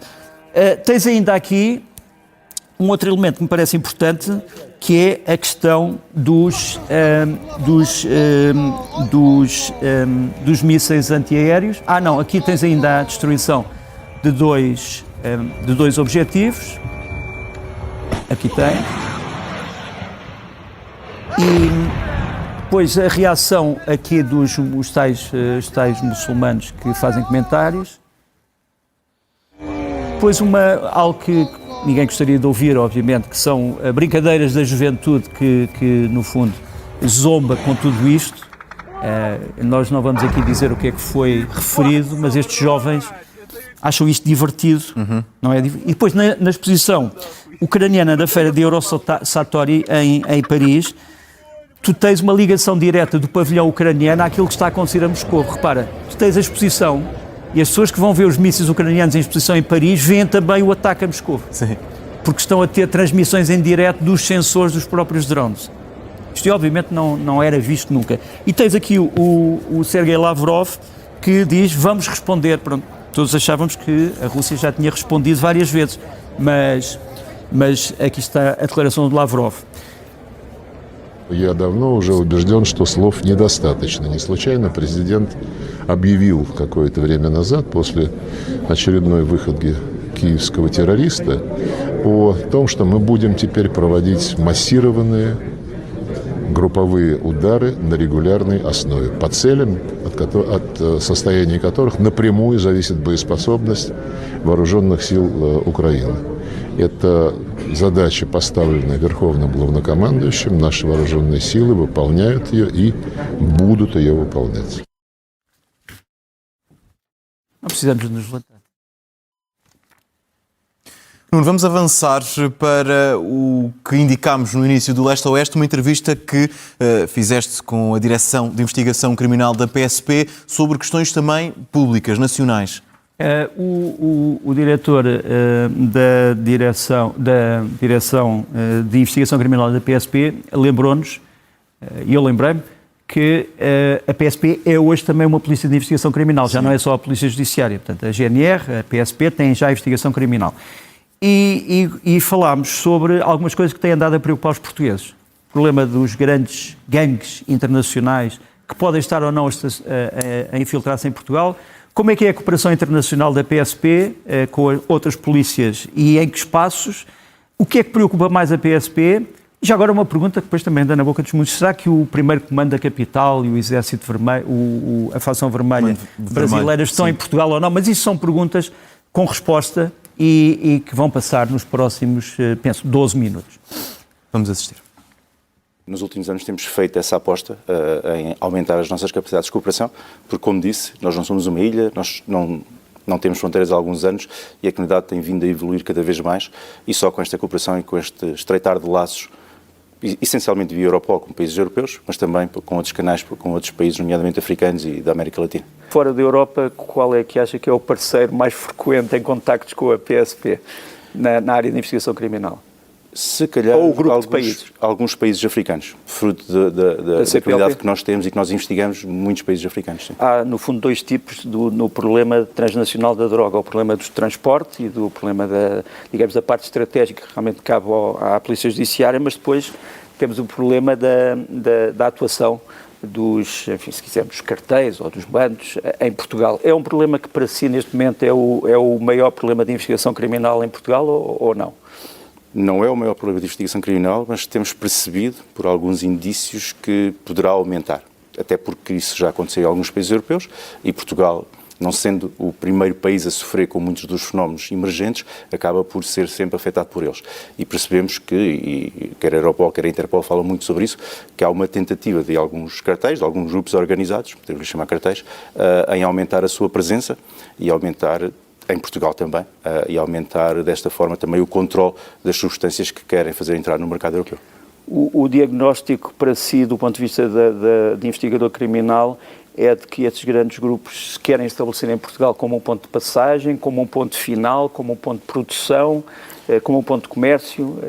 Pensamos que neste momento como uma estratégia logística de se implantarem para controlarem a sua mercadoria, ou seja, na prática para conseguirem fazê-la entrar, que é um bocadinho o jogo do gato e do rato. Nós tentamos impedir e eles tentam arranjar formas de o facilitar. A PSP, a PSP fez há não muito tempo uma grande operação perto de Lisboa no que toca ao desmantelamento de algumas dessas estruturas. Essas operações, essas chamadas mega-operações, são uma exceção ou são uma regra? Não são a regra. O nosso trabalho diário não é esse. Mas uma investigação cuidada poderá sempre vir a desencadear, e se a investigação o conseguir, desencadear numa operação de maior envergadura, nem tanto pela apreensão, mas sim pela identificação dos grupos dos autores que estão a um nível mais elevado, que é esse o nosso objetivo, porque senão passamos a vida a deter e a levar a tribunal aquilo que se chama a raia miúda, mas depois nós queremos sempre tentar chegar àquelas pessoas que efetivamente ganham dinheiro com o tráfico de estupefacientes e que é assim que conseguimos eventualmente desmantelar uma organização. Alguns destes grupos que nós falamos, os grandes grupos internacionais, não se dedicam apenas ao tráfico de estupefacientes. Há vários crimes envolvidos e também há nos grandes grupos internacionais do crime uma espécie de classificação entre os mais famosos e os menos famosos. Há dois grupos que andam sempre na boca do mundo, que são dois grupos de origem brasileira, que aliás se expandiram já a partir da prisão dos seus líderes da prisão, que é o primeiro comando da capital e o comando vermelho, a facção vermelha. Esses grupos têm alguma expressão em Portugal ou não? Que nós saibamos, não tão organizada ainda, porque que nós conhecemos. Estão cá, também há muito, nós vamos percebendo, há muito o dizer que é do grupo para ter alguma prestígio, exatamente, no meio, mas não temos informação credível que já estejam completamente implantados, o que não quer dizer que não tenham ligações. O problema do narcotráfico associado a outros crimes leva a PSP a suspeitar de que por trás do narcotráfico há uma intenção diferente, por exemplo, a tentativa de ocupação de zonas do Estado, zonas territoriais, corrupção, enfim, outro tipo de manobras que podemos considerar de alta gravidade. Efetivamente, estes grupos organizados, dedicados ao tráfico de estupefacientes e outras tipologias criminais, como disse, uma das suas tentativas é ocuparem alguma parte da estrutura, não diria do Estado, mas alguma parte da estrutura logística. Isso é conseguido através da corrupção. Esse sim é algo a que devemos estar atentos, porque é algo que os relatórios internacionais o dizem. Há efetivamente uma tentativa de grupos organizados se apoderarem de alguns instrumentos da parte logística, não diria estatal, não diria da figura do Estado, mas também passará naturalmente por alguma capacidade de influir na tomada de decisão. Sim, poderá haver. Portugal, no fundo, tem duas grandes barreiras, que podem ser barreiras de proteção ou não. A Espanha, no fundo, que de certa forma, entre aspas, nos protege de muitos problemas, e depois o Sul. A PSP vê algum problema especial vindo do Sul para o qual tem que estar atento? Não vimos um problema, mas vimos atenção. Ou seja, efetivamente temos que estar atentos, porque nem é só vindo de, mas também ido de. Muito do que é objeto de práticas ilícitas em Portugal, nomeadamente furtos de viaturas, algo que nós estamos a acompanhar muito proximamente, acabam por depois ter ligações à Espanha. Nós temos efetivamente até uma ação operacional no âmbito de um projeto da Europol para conseguir, junto dos países africanos, termos interlocutores mais válidos, porque às vezes essa também é uma dificuldade. Nós temos em África interlocutores válidos para podermos trocar informação. E essa é uma ação operacional que nós estamos através da Europol e outros parceiros europeus, para tentarmos, junto da África, termos essas ligações. Do ponto de vista criminal, quer quantitativamente, quer qualitativamente, portanto, número de crimes e gravidade dos crimes, se eu tivesse que estabelecer uma classificação, o que é mais preocupante neste momento para a PSP do ponto de vista da investigação criminal? Falando do território nacional. Eu penso que nós estamos a mudar, e o relatório da Europol, o SOCTA, diz isso do ano passado, estamos a mudar muito o crime da esfera física para a esfera online. Efetivamente, essa é uma preocupação enorme. O número de burlas online tem aumentado exponencialmente nos últimos anos, mas continuamos com crimes do terreno. Portanto, nós e a nossa atividade, essencialmente aqueles crimes que até podem espetacularmente não ser aqueles crimes mais graves, mas são aqueles que nós entendemos que prejudicam mais o cidadão e que lhe causam mais o sentimento de insegurança. Furtos em residências, furtos de viatura, podemos pensar que é um crime menor, mas a pessoa normalmente, quando lhe levam a sua viatura, quando furtam o interior da viatura, sente-se desconfortável. Quando entra na sua casa, a mesma coisa. Isso é algo que nós damos particular atenção e é algo que temos combatido com afinco. Quando nós estudamos a legislação portuguesa no âmbito da investigação criminal, a presente lei de investigação criminal e o seu antecedente, detectamos que pode haver áreas que talvez pudessem ser melhoradas, quer pelo legislador, quer pelo intérprete.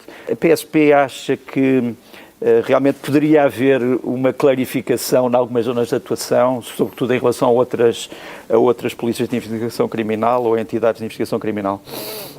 Nós pensamos, e a Lei de Organização da Investigação Criminal está feita de maneira a ajudar na definição das competências de todas as forças, ainda assim pensamos e temos feito esses alertas que há possibilidades de melhoria. Isto porquê? Porque a criminalidade mudou muito nos últimos anos. Ou seja, nós temos, a própria Europol diz isso, dos últimos 20 anos a criminalidade já não é o que era. Antigamente os grupos eram muito mais fixos numa determinada atividade criminal, hoje em dia são 80% dos grupos criminosos que a Europol tem conhecimento são policriminais, ou seja, dedicam-se a várias práticas criminais. Antigamente nós tínhamos um grupo coeso, hoje em dia temos o crime como um serviço, ou seja, aquele grupo depois pede a outro grupo uma outra atividade para o exercício da sua atividade ilícita. Portanto, tudo isto muda muito e pensamos que as leis também têm que se adaptar a tal. Para que a resposta do Estado seja mais eficaz. Décadas atrás, eu ainda era muito jovem e era a Polícia Judiciária que era o órgão de investigação criminal e a Polícia de Investigação Criminal para todas as instâncias. Hoje, a PSP é também uma Polícia de Investigação Criminal, a GNR é uma Polícia de Investigação Criminal. Como é que são as relações entre as polícias de investigação criminal em Portugal, do seu ponto de vista? São boas, têm que ser boas. Têm que ser boas, independentemente de haver atritos, mas há atritos porque há conflitos positivos. Os conflitos positivos é quando alguém quer fazer, ou duas entidades querem fazer a mesma coisa. E ainda bem que assim é, porque o negativo é que seria mau. Mas sim, mas as relações são boas, nós diariamente trocamos informação com a Polícia Judiciária, com a Guarda Nacional Republicana, muita informação, porque só assim é que conseguimos também obter algum sucesso. Uma das coisas que se fala, e que penso que não há grande razão em o dizer, é que o problema em Portugal é um problema de números, de efetivos. Não parece ser esse o problema se olharmos comparativamente. Mas, de qualquer forma, do ponto de vista da PSP de investigação criminal e dentro do seu espírito de fazer sempre melhor, o que é que acha que era, digamos, o grande objetivo da PSP para se tornar mais eficaz, mais presente? Alguma coisa especial que gostasse de ter que ainda não tem? Nós estamos neste momento a estudar exatamente isso, ou seja, eventualmente nós ainda temos uma organização na estrutura de investigação criminal da Polícia de Segurança Pública que vem ainda desde os primórdios, quando tivemos competências na investigação criminal, desde o ano 2000, e estamos neste momento a adaptar, quer no Comando de Lisboa, quer no Comando do Porto, mas também a estudar a sua adaptação a todo o território nacional, para tornar o sistema mais congruente, mais eficaz, para podermos dar resposta àquilo que eu estava a dizer há pouco, de novos fenómenos criminais, novas tipologias e novos desafios, e estamos neste momento a estudar para nos reorganizarmos. Também, se calhar, deixámos de ter uma visão tão territorial do crime e mais material, ou seja, na prática, investigarmos tipologias criminais específicas e criar unidades dedicadas a essa investigação. É evidente que, como em todos os países, provavelmente a delinquência é especialmente relevante nas zonas de grande concentração humana, nas grandes cidades. A PSP tem feito muito nos últimos tempos para criar um fenómeno de unidades móveis que possam responder mais rapidamente a algum tipo de delinquência. Essa é uma tendência que querem instituir? Também, e não apenas na resposta imediata dos first responders, mas também na boa gestão do local criminal, na recolha de informação que só existe naquele momento. Essa é uma aposta que nós, enquanto Departamento, temos feito, através da formação, para que possamos fazer uma gestão do local do crime, de toda a informação que existe no momento e recolhê-la atempadamente, porque muita, se não for recolhida naquele momento, já não é possível recolher mais tarde. Nós temos falado muito da importação do crime de outros países da Europa para Portugal. E quanto à exportação? Quer dizer, nós somos também exportadores de crime ou de delinquência, importante ou não? Não temos essa prática. Temos, naturalmente, casos pontuais, mas não temos aquilo que outros Estados têm, que com redes organizadas facilmente identificáveis com o país. Nós não temos essa prática, felizmente. Há uma área, e para acabarmos, que é a área da chamada violência organizada, às vezes com contornos políticos ou parapolíticos. É evidente que alguns países têm um grande problema porque tiveram problemas territoriais, de autonomias que se transformaram em tentativas independentistas, outros tiveram grandes conflitos ideológicos que depois também produziram grupos políticos. A violência com contornos políticos ou alegadamente político é um problema que neste momento a PSP detecta ou não lhe parece ser um grande problema? É um problema que nós estamos atentos, até fruto depois dos eventos que temos no nosso território, na nossa área de intervenção, nomeadamente manifestações. É algo que estamos atentos, que acompanhamos. Não nos parece ainda que seja uma questão muito grave, mas é algo que estamos permanentemente a acompanhar, até porque de repente ela surge e nós temos de estar preparados para prevenir previamente. Nuno, seguimos já para a investigação leste-oeste, as relações entre Estados Unidos e Israel. Há várias ameaças de Trump e Vance, mas ajuda-nos a perceber a história também. É verdade, há um bocadinho a imaginação popular de que os Estados Unidos e Israel são uma espécie de duas faces da mesma medalha.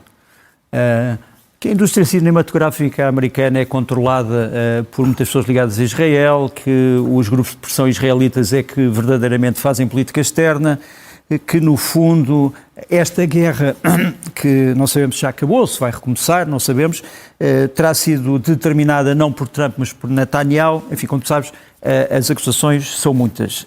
Mas a verdade é que a história entre os Estados Unidos e Israel, desde a criação de Israel em 1948, não é, ao contrário do que se pensa, uma história perfeitamente pacífica. É, aliás, uma história de várias tempestades, se eu puder exprimir-me assim. E gostava de começar, antes de entrarmos no fundo do problema, de referir 3 afirmações feitas por J.D. Vance, que são muito importantes para percebermos o atual estado dessas relações. O primeiro tem a ver com a questão dos interesses nacionais. Sim. São iguais? Não são? O que é que o J.D. Vance diz? We're different countries with different interests. I think in the United States, sometimes people characterize, Israel is a good partner to the United States. That is true. But sometimes people mischaracterize it and say that Israel and the United States are fundamentally always aligned. It's just not true. We're different countries. We have different needs. We have different geographies. Depois ainda, o J.D. Vance, a certa altura, diz uma coisa que não é agradável. Diz assim, bom, Israel realmente parece que não tem muita consideração por Donald Trump, ou alguns políticos do governo não têm, mas Israel neste momento não é o país mais popular do mundo, é capaz de ser, atenção, o mais impopular, e se calhar Donald Trump é o único que gosta verdadeiramente de Israel, mas o melhor é ouvir o que é que J.D. Vance disse. What I will say, and this does bother me, is that you've seen people within Bibi's cabinet who have come out and attacked the deal, and in some ways very personally attacked the President of the United States. And I guess my message to them would be twofold. Number one, Donald J. Trump is the only head of state in the entire world who is sympathetic to the nation of Israel at this moment in time. And he happens to be the head of state of the world superpower. If I was in the cabinet of the Israeli government, I might not be attacking the only powerful ally that I have anywhere left in the entire world. And the second message I would give to some of those cabinet members, Bibi, to his credit, has not gone down this path, but to some of these cabinet members in Israel who are attacking the President of the United States, the other thing that I would say is that over the last 3 months, 2/3 of the defensive weapons that have protected your homeland have been built by American hands and paid for by American tax dollars. The problem for Israel is not Donald J. Trump. E o vice-presidente americano dá depois um caso prático sobre o Irão e sobre o futuro do Irão. As opiniões divergem entre Washington e o governo israelita. I think that in this particular operation, again, where interests were aligned is we wanted Iranian conventional military power to be much weaker, to be decimated. The Israelis shared that objective. Do I think that there are maybe, I don't know if Bibi thinks this, but do I think there are people within Israeli society who would like to turn Iran into Libya, basically a failed state with 90 million people? Probably, but I don't know that Bibi wants that. I've actually never had that conversation with him. It'd be an interesting conversation to have. I'll tell you right now, is Iran turning into a Persian Libya good for the United States of America? Absolutely not. And that's one of the reasons why the president has set us on this course of working on our interests, which is the elimination of the nuclear threat and a changed dynamic with the Iranians. E a investigação é o quê? Eu diria que o meu papel parece ser mais o de arqueólogo do que propriamente investigador. Portanto, no fundo, vamos enterrar a história, e a história desde 48 até agora mostra que há realmente muitos momentos de coincidência entre as posições israelitas e americanas, mas também muitos problemas de tensão. Começamos pelos anos 50, em que a França e o Reino Unido vão tentar obstar ao fecho do Canal de Suez pelo governo nacionalista do presidente Nasser, do Egito. Estes dois países europeus tinham saído de uma longa guerra, a Segunda Guerra Mundial, em parte destruídos, mas queriam reafirmar o seu papel na cena internacional. E os grandes inimigos da França e do Reino Unido foram os Estados Unidos e a União Soviética. Na altura, um autor francês, o Raymond Aron, dizia que os Estados Unidos e a União Soviética, nesta altura, se transformaram em irmãos inimigos, que queriam impedir o regresso das grandes potências europeias ao Médio Oriente. E qual era o grande aliado da França e da Inglaterra, ou do Reino Unido, nesta questão? Israel. Quer dizer, Israel achava que se a França e o Reino Unido conseguissem vencer a coligação árabe em torno do Egito e do Nasser e reabrir o canal de Suez, isso seria vantajoso também para Israel. E, portanto, tomaram várias medidas, uma delas, isto é Port Said a ser bombardeado por forças franco-britânicas, depois os europeus acabaram por ter que retirar por pressão americana, mas vamos ter uma fotografia a seguir, que são os famosos estreitos de Tirano, que no fundo são estreitos que permitem o acesso de Israel ao Porto de Eilat, mas que também são essenciais para o acesso do Egito ao Mar Vermelho, e tens aqui um militar israelita em frente de uma das baterias egípcias dos estreitos de Tirano, no fundo mostrando que Israel, se quisesse, podia chegar a qualquer ponto do deserto de Sinai, mas isto levou, obviamente, a péssimas relações entre Washington e Tel Aviv na altura, que é, no fundo, uma espécie de um prelúdio de outros problemas que viriam a haver, que viríamos a ter. Repara que nesta altura Israel já tinha 175 mil homens em armas para se opor aos países árabes. Portanto, era já uma potência militar considerável, embora ainda não tivesse, digamos, um material militar que tem hoje, fornecido também largamente por países ocidentais, mas também construído por Israel. Passamos para os anos 60, JFK, o presidente Kennedy, que nos aparece aqui com Golda Meir, que na altura era ministro dos Negócios Estrangeiros do Estado de Israel. Qual foi o problema entre Kennedy e os israelitas? Kennedy queria saber se os israelitas se estavam a transformar numa potência nuclear, queria saber o que é que se passava na famosa base de Dimona e no reator nuclear de Dimona. Os israelitas conseguiram camuflar o seu programa nuclear. Houve vários documentos da CIA. Este aqui é um documento que esteve secreto até durante muito tempo, em que, no fundo, a CIA dizia, nós estamos a ser iludidos porque Israel vai se transformar num Estado nuclear e nós não vamos ter nenhum poder sobre Israel para a impedir de fazer isso. E foi um momento de grande tensão que geralmente é passado em claro. Nos anos 70, a pedra no sapato chamou-se Henry Kissinger. É curioso que Henry Kissinger era, como tu sabes, um político americano de origem judaica. Aliás, é uma das razões porque não poderia ser presidente dos Estados Unidos, segundo a Constituição americana. Mas Henry Kissinger se transformou-se, como alguém já disse, no judeu mais odiado dentro de Israel. Porquê? Porque ele pôs outra vez o pé no sítio exato e disse: o nosso interesse nacional é o interesse nacional israelita? Não é. Há muitas coisas que Israel está a fazer que são contraproducentes para nós. Nós queremos boas relações com os países árabes. Queremos, por exemplo, ter como aliado o Egito. Tens ali Henry Kissinger com o presidente Sadat. Sim. E, portanto, vamos fazer uma reavaliação da política americana face a Israel. Houve quem pensasse logo numa ruptura. Isto passou-se quando Kissinger estava com o presidente Gerald Ford, portanto já depois da queda de Nixon e do caso Watergate, mas só para te dizer que foi um momento muito importante, porque Kissinger apareceu como alguém que disse: não, nós temos um caminho, Israel tem outro caminho, podem ser coincidentes às vezes, mas são caminhos diferentes. Aliás, Henry Kissinger disse um dia uma coisa que é muito ofensiva ainda para os comentadores israelitas hoje. Terá dito numa conversa o seguinte: perguntaram o que é que teme mais num conflito entre Israel e os países árabes. E ele diz: o que eu temo mais é que um deles vença. Portanto, Kissinger tinha uma posição face a Israel que não é realmente muito conhecida, mas que é suficientemente conhecida nos meios políticos israelitas e americanos.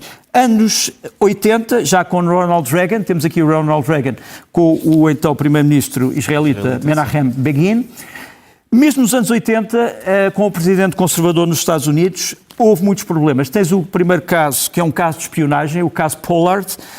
No fundo, Jonathan Pollard era um era um analista de informações da Marinha Americana, do chamado NIC. Passou, aparentemente, dezenas, se não centenas, de documentos secretos para Israel. oriundos dos serviços de informações americanos, incluindo detalhes sobre como é que os americanos interceptavam comunicações internacionais. Foi condenado à prisão perpétua em 1987, a mulher também foi condenada, embora a uma pena menor. Foi libertado em 2020 e agora é cidadão israelita, mas foi uma marca que ficou nas relações porque foi, de certa maneira, a ideia que os americanos terão dito a Tel Aviv: somos amigos, mas não nos espiem, porque se nos espiarem, os vossos espiões vão para a prisão. Houve também um problema, que foi o problema do bombardeamento israelita da central nuclear iraquiana, no tempo ainda do Saddam Hussein, de Osirak. Nós temos ali uma fotografia de um dos visores de um dos caças israelitas que atacou com o alvo, e tens aqui a marcação num desses caças da vitória da destruição do reator de Osirak. O problema era este. Isto passou-se um ano depois da guerra entre o Irão e o Iraque. Os Estados Unidos não sabiam que posição é que haviam de tomar. Por um lado, queriam aproximar-se do governo revolucionário iraniano para não repetir os desastres durante a guerra, o tempo de Jimmy Carter, portanto, a falar de Ronald Reagan. Por outro lado, queriam se aproximar do Iraque. Achavam que o Iraque podia ser libertado da influência soviética e transformar-se num país próximo do Ocidente e, sobretudo, que os americanos entendiam como Ocidente. E, portanto, condenaram esta operação, a Operação Ópera, desde logo condenaram-na porque não a conheciam. Quer dizer, os Estados Unidos, neste tempo, não gostavam, como hoje ainda não gostam, que um poder independente pratique operações militares sem informar primeiro os Estados Unidos sobre a validade ou não dessas operações. Depois houve também um outro problema. Este é um avião AWACS, é um avião de alerta prévio da Força Aérea da Arábia Saudita. Portanto, este é um avião modernizado nos dias de hoje. O fornecimento destes aviões no tempo de Ronald Reagan na Arábia Saudita, para mostrar aos sauditas que os americanos eram bons aliados, caiu muito mal em Israel. Porquê? Porque esses aviões eram capazes de detectar a movimentação da Força Aérea Israelita se houvesse um ataque generalizado contra a Arábia Saudita e vice-versa. E, portanto, Israel não queria que fossem vendidos estes aviões, mas estes aviões, obviamente, foram vendidos. Um outro problema, a implicação israelita nos chamados massacres de Sabra e Shatila no Líbano. O Líbano, como sabes, estava numa guerra civil nos anos 80, houve o assassínio, provavelmente pelos serviços secretos sírios, do líder cristão Bashir Gemayel, e as milícias próximas do Gemayel vingaram-se de ativistas palestinianos que estavam nestes campos de Sabra e Shatila. Isto produziu um massacre enorme. Os americanos acham que Israel teve alguma cumplicidade ao fechar os olhos à entrada das milícias, e isto também contribuiu para afastar as posições de Reagan e do primeiro-ministro Begin. E, por fim, algo que piorou também as relações foi a anexação dos Montes Golã, que eram um território sírio, eram considerados por Israel como essenciais para proteger a defesa de Israel, vimos há bocadinho ali nos mapas, sim. E para além disso também eram considerados zonas históricas da imaginação mítica israelita, mas os Estados Unidos não queriam realmente criar mais problemas nesta zona da Síria e, portanto, também estiveram contra a anexação, e isso também os separou dos israelitas. Muito rapidamente passamos para os anos 90, com a relação entre o presidente Bush, sénior, e Isaac Shamir, que se centrou numa grande polémica em torno dos colonatos. Quer dizer, Israel começou a expandir os seus colonatos em zonas que internacionalmente eram duvidosas. Bush não queria que Israel expandisse os seus colonatos e criou-se uma fricção grande, porque Shamir fez algumas promessas que, segundo os Estados Unidos, não foram cumpridas. Segundo Shamir, não houve promessa nenhuma. Foi uma determinação política de Israel que devia ter sido cumprida. E houve mais um caso de espionagem em que Lawrence Franklin, que nos aparece aqui, e mais dois empresários e políticos americanos, o Lawrence Franklin tinha sido também um analista de informações, foram acusados pelo FBI de passar documentos secretos ao AIPAC. O AIPAC era e é o principal lobby israelita em Washington. Isto depois acabou com uma pena de prisão apenas para o Franklin, os outros foram ilibados, depois enfim, tudo isto caiu em águas mornas. Os israelitas terão dito aos americanos que isto não se ia repetir portanto, mas foi mais um incidente que prova que havia situações possíveis de tensão. Mas agora com o caso com Obama. E depois no novo milénio, é verdade, já estamos aqui no novo milénio, Obama e Netanyahu, aparentemente boas relações, mas no fundo péssimas relações. Obama tinha a ideia de que conseguia que o Irão viesse para a mesa das negociações e desistisse de qualquer programa nuclear militar e, pelo contrário, Netanyahu dizia que havia um programa nuclear que os Estados Unidos não conheciam, Israel conhecia, mas que os Estados Unidos estavam a ser enganados pelo Irão. E esta fotografia que vamos mostrar a seguir, que é a assinatura do pacto entre os países europeus, a Rússia, a China e os Estados Unidos e o Irão, foi, no fundo, mais um elemento desencorajador das relações entre os Estados Unidos e Israel. Nunca estiveram tão baixos como nesta altura. Eu lembro-me de ver um político americano, eu não digo que chorou, mas quer dizer, quase que chorou ao ver Netanyahu chegar ao Congresso americano e dizer mal do seu próprio, e dizer mal de Obama e dos Estados Unidos no Congresso americano e ser aplaudido pelos congressistas. E, portanto, a relação... Há algumas caras que não mudam, Rússia e China, por exemplo. É verdade, a Rússia e a China não mudam, mas todos os outros já cá não estão em termos de passado político. Depois temos, obviamente, o que se passou durante a presidência Biden, em que tudo se alterou. Tradicionalmente, o Sr. Biden não era um grande amigo de Netanyahu, pelo contrário. No entanto, quando se deu o 7 de outubro, em que houve os ataques terroristas do Hamas, os Estados Unidos uniram-se no apoio a Israel, mas depois consideraram que Israel reagiu a partir de uma certa altura de uma forma excessiva e, portanto, começaram a criar exigências a Israel que levaram a uma relação muito tensa. Nos dias de hoje, é aquilo que sabemos, isto é uma curiosidade, isto passa-se nos Montes Golã. Isto é chama-se, aqui está, os Montes Trump. Isto é um colonato nos Montes Golã que decidiu homenagear Donald Trump, depois de Donald Trump ter feito passar a embaixada americana de Tel Aviv para Jerusalém. Não sei se o nome vai continuar, mas talvez não. Vamos aguardar pela decisão e pelo resultado do acordo. Nuno, temos tempo para os livros da semana. Muito bem, então vamos falar de um livro que vem muito a propósito, do Sefardin Torbati, Stolen Revolution, um livro sobre a morte das esperanças do povo iraniano depois das grandes promessas, da Yves MacDonald, Cartago, o Império que desafiou Roma.